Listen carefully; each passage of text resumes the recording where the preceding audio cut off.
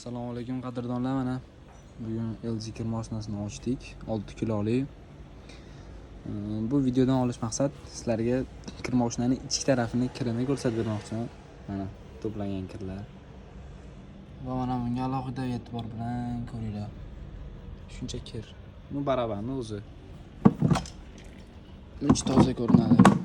Yana bitta narsa, ko'p uy bekalari kir mashinasiga shunday qaraydi, bakka toza bo'ladi.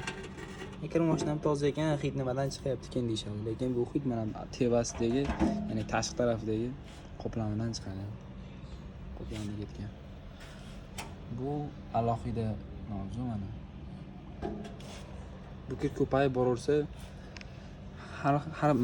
har bir kirni yuvganingizdan keyin ustiga kiyasiz kiyimni kasallik tarqaydi odamdan. Shuni oldini olish uchun buni yuvib, chiska qilib turish kerak har 6 oyda.